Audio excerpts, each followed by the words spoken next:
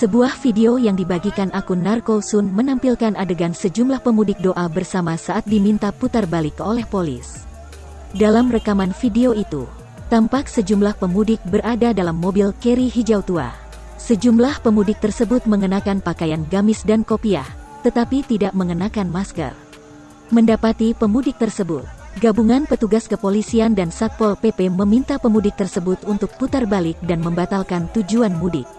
Putar balik, kata seorang Satpol PP yang mengenakan kemeja putih dan topi hitam.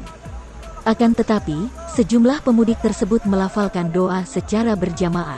Petugas gabungan tersebut kemudian meminta sejumlah pemudik keluar dari mobil lantaran menolak untuk putar balik.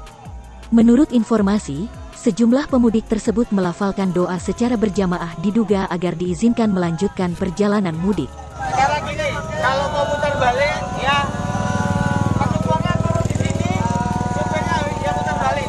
Silakan, monggo. Ayo, silakan. Ya, penumpangnya turun di sini.